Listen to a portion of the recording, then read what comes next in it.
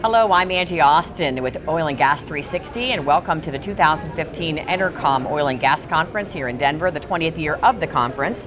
And we're interviewing Chris Boswell. He is with Eco-Stim Energy Solutions. He's the president and CEO. And Chris, it's your first conference. How's it been? It is our first conference. It's been great. Thanks for asking. Excellent. All right, let's get into, first of all, I just want to get right into a question on increasing production. And you're familiar with some of these, so I'll give a little background. U.S. shale producers and their service companies have been working overtime to find ways to get increased production from every well.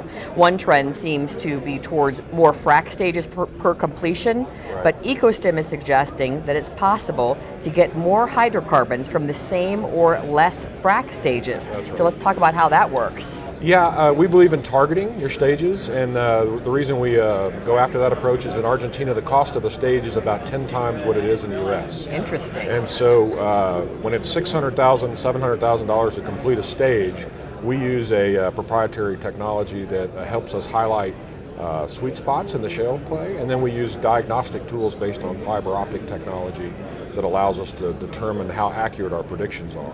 And when we do enough wells, we can then target the right sweet spots within the shale play, within the horizontal well itself, and get the most bang for the buck. In the U.S., we know that everybody's doubling the number of stages. That has a lot to do with the cost per stage. Cost per stage is about half of what it was a year ago. So what's interesting is that in the U.S., the production is only coming up 30 or 35%, which again indicates when you double the stages, you don't get double the production. So there is an element of hard, good, brittle rock within those horizontal wells that produces better than the other areas. So the key is finding those, targeting them with confidence. And if you can target them with confidence, you have a great success factor. So. Excellent.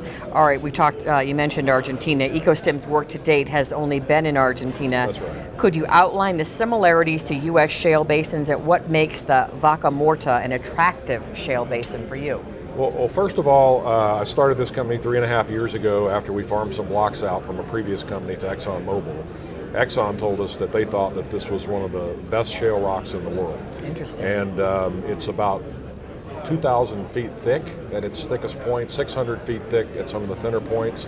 It is very much like the Eagle Ford. It's about 4 to 5 times bigger than the Eagle Ford. The EIA estimates that it contains 27 billion barrels of recoverable oil and about 802 trillion cubic feet of gas. There's 42 operators in the basin. The spending levels there are same as they were last year. The oil price is propped up by the government, so the price of oil in Argentina is $77 a barrel.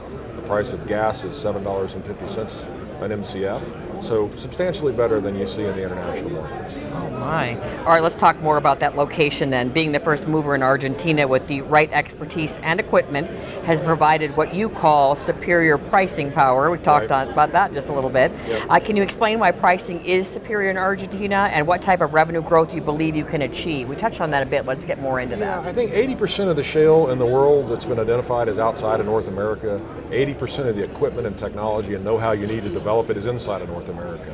So you have a limited number of suppliers of service. There's 5 competitors. In the US and Texas, for example, you'd have 55 competitors doing what we do.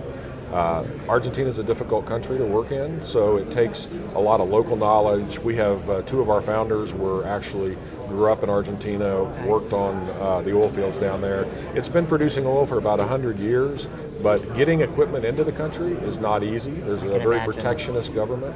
So we've worked within the constraints. We've established ourselves. We've hired 42 people. We're running an operation down there. There's a bit of a barrier to entry to get into the market. So that's what we like about it. All right. Let's talk about your second quarter results. The company's revenue increased to $4 million for the quarter, reflecting a 38% quarter-over-quarter increase from Q1 2015. You mentioned your first quarter operations were mostly limited to trial operations, but it sounds like things started to ramp up in Q2. So what type of work were you doing in Q2, and how will that change going forward? Well, it's important to remember we just started our operation last year in December, okay? We secured investor funding last summer from Madeleine Albright's Emerging Markets Fund.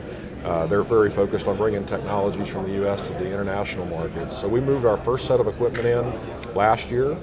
We started getting accepted and qualified for the different customers in Q1. And then we've moved on now to working for about 6 different companies, including YPF, the state-owned company down there.